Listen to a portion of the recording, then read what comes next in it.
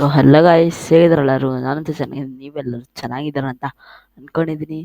So last ಕ್ಲಾಸಲ್ಲಿ ನಾವು ಕಲ್ತಿದ್ವಿ Microsoft Excel ಚಾರ್ಟನ್ನು. So ಇವತ್ತು ಚಾರ್ಟ್ 2ನ ಕಲಿಯೋಣ ಬನ್ನಿ. ನೋಡಿ, ಚಾರ್ಟ್ 2ನಲ್ಲಿ ಮೊದಲು ನಾವು ಹಾಕಬೇಕಾಗಿತ್ತು ಐಟಮ್ ಇದ್ರಾಗೆ. ಆಮೇಲೆ ನಾನು ಆರೋಗ್ಯ ಹತ್ಲ ಹೋಗ್ತೀನಿ. ನೆಕ್ಸ್ಟ್ ಕ್ವಾಂಟಿಟಿ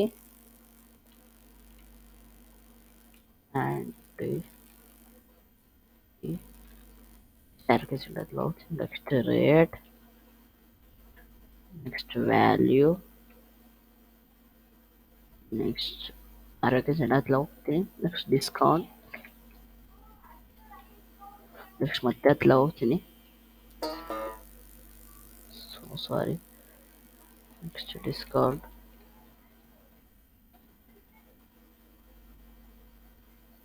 ಇಲ್ಲಿ ಅಂತ ಹಾಕಿರ್ತೀನಿ. ಆಮೇಲೆ ಇಲ್ಲಿ ಪರ್ಸೆಂಟ್ ಅಂತ ಹಾಕಿರ್ತೀನಿ. ಮತ್ತೆ ಹೋಗ್ತೀನಿ. ನೆಕ್ಸ್ಟ್ ಬಂದ್ಬಿಟ್ಟು ಇಲ್ಲಿ ನೆಟ್ ವ್ಯಾಲ್ಯೂ ಅಂತ,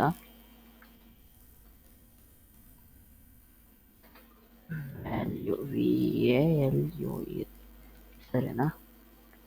ಸೊ ಎಷ್ಟು? ಸೊ ಮೊದಲು ಐಟಮ್ ಬಂದ್ಬಿಟ್ಟು ಐಟಮ್ ಯಾವ್ದು ಹಾಕೊಬೇಕು, ನೀವು ಯಾವ್ದನ್ನ ಹಾಕೊಳ್ರಿ. ನಾವು ಫಾರ್ ಎಕ್ಸಾಂಪಲ್ ಪೆನ್ ಹಾಕೊಂತೀನಿ. ಇದ್ರ ಕ್ವಾಂಟಿಟಿ ಎಷ್ಟು ಇಕ್ತೀನಿ? 3 ಇಕ್ತೀನಿ. ನೆಕ್ಸ್ಟ್ ಅದು ಹೋಗ್ತೀನಿ. ನೆಕ್ಸ್ಟ್ ಅದ್ರ ರೇಟು 15 ರೂಪಾಯಿ ಇಕ್ತೀನಿ. 15 ರೂಪಾಯಿ ಒಂದಿದು. ಇದ್ರ ವ್ಯಾಲ್ಯೂ ಹೇಗೆ ಕಂಡುಹಿಡಿಯೋದು ಅಂತ ನೋಡೋಣ, ಸರಿನಾ? ವ್ಯಾಲ್ಯೂ ಕಂಡುಹಿಡಿಯೋಕ್ಕೆ ನಾವೇನು ಮಾಡಬೇಕು? ಮೊದಲು B2 ಅಂತ ಹೊಡಿಬೇಕು. B2, ಇಲ್ಲಿ ಸ್ಟಾರ್ ಮಾರ್ಕ್ ಕಾಣ್ತಿರುತ್ತಿಲ್ಲ ಅಂದರೆ ನಿಂದಿದ್ರೆ ಕೀಬೋರ್ಡಾಗೆ ಅದನ್ನು ಒತ್ತಬೇಕು. ಅದು ಇಂಟು ಅಂತ, ಇಂಟು C2 ಅಂತ, C2 ಅಂತ ಹಾಕೊಂಡು ಎಂಟರ್ ಹೊಡಿಬೇಕು. ಸೊ ನಾನು ಈಕ್ವಲ್ ಹಾಕೊಂಡಿಲ್ಲ ನೋಡಿ, ಅದಕ್ಕೆ ಬರಲಿಲ್ಲ ನೋಡಿ. Equal to B2 into C2, ಸರಿ. ಆಮೇಲೆ ಎಂಟರ್ ಹೊಡಿದ್ರೆ 45 ರೂಪಾಯಿ ಅಂತ ಕರೆಕ್ಟಾಗಿ ಕಳಿಸುತ್ತೆ ವ್ಯಾಲ್ಯೂ. ಇದ್ರ ಮೇಲೆ ಡಿಸ್ಕೌಂಟ್ ಕಂಡುಹಿಡಿಬೇಕು ಅಂದರೆ ನಾವೇನು ಮಾಡಬೇಕು? D2 ಹೊಡಿಬೇಕು, ಸರಿನಾ? ಮೊದಲು ಈಕ್ವಲ್ ಟು ಹೊಡಿಬೇಕು, ಆಮೇಲೆ D2 ಹೊಡಿಬೇಕು, ಆಮೇಲೆ ಮತ್ತೆ ಇಂಟು ಅಂತ ಹೊಡೆದು ನಾನು 5% ಅಂತ ಹಾಕ್ತೀನಿ. ಡಿಸ್ಕೌಂಟ್ 5% ಹಾಕಿ ಎಂಟರ್ ಹೊಡಿತೀನಿ. ಇದಕ್ಕೆ 2 ರೂಪಾಯಿದ 25 ಪೈಸಾ ಡಿಸ್ಕೌಂಟ್ ಅಂತ. ಇದ್ರ ನೆಟ್ ವ್ಯಾಲ್ಯೂ ಕಂಡುಹಿಡಿಯಂಬಲ್ಲಿ. ನೆಟ್ ವ್ಯಾಲ್ಯೂ ಕಂಡುಹಿಡಿಯೋಕ್ಕೆ ನೀವೇನು ಮಾಡಬೇಕು? D2 ಮೊದಲು ಈಕ್ವಲ್ ಟು ಹಾಕಬೇಕು, ಸಾರಿ.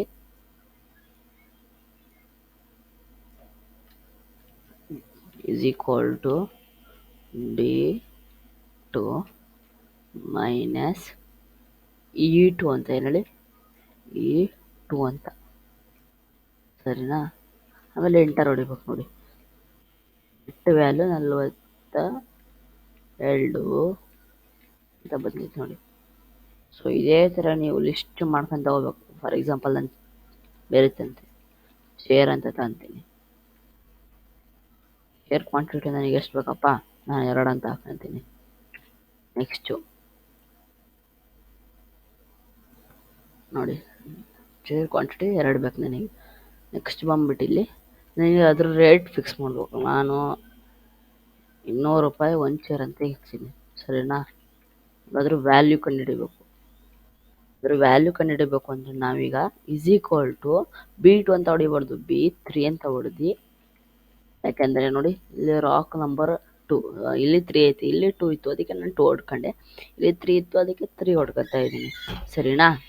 ಇಲ್ಲಿ 3 ಇತ್ತು, ಅದಕ್ಕೆ 3 ಹೊಡ್ಕೊತಾ ಇದ್ದೀನಿ, ಸರಿನಾ? ಆಮೇಲೆ ಮತ್ತೆ ಇಂಟು ಹೊಡಿತೀನಿ. ಇಂಟು ಹೊಡೆದು ನಾನು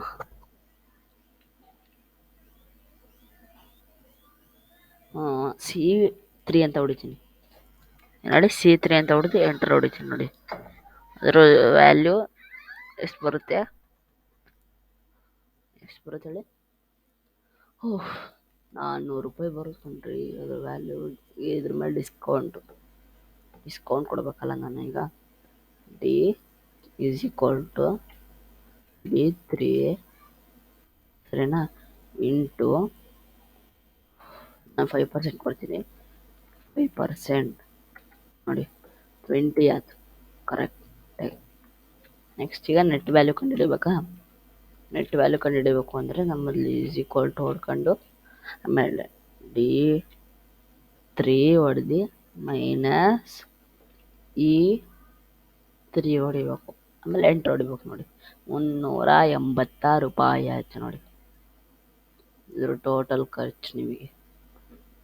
ಸೊ ಇದೇ ಥರ ನೀವು ಮಸ್ತ್ ಐಟಮ್ ಮಾಡ್ತಾ ಹೋಗ್ಬೇಕು ನೋಡಿ. ಇಲ್ಲಿ ಮಸ್ತ್ ಐಟಮ್ ಅಂದರೆ ಒಂದು 100ಕ್ಕಿಂತ ಮ್ಯಾಲೆ ಮಾಡಬೇಕು. ಅವಾಗ ನಿಮಗೆ ಇದ್ರ ಫಾರ್ಮುಲಾ ನೆನಪಾಗ್ತಾ ನಿಮಗೆ ಇದು ರೂಢಿ ಆಗ್ಬಿಡುತ್ತೆ. ಸರಿನಾ, ಇಷ್ಟೇ, ಅದು ರೂಢಿ ಆಗ್ಬಿಡುತ್ತೆ ಫಾರ್ಮುಲಾ. ಸೊ ಇವತ್ತಿನ ವಿಡಿಯೋದಲ್ಲಿ ಇಷ್ಟೇ.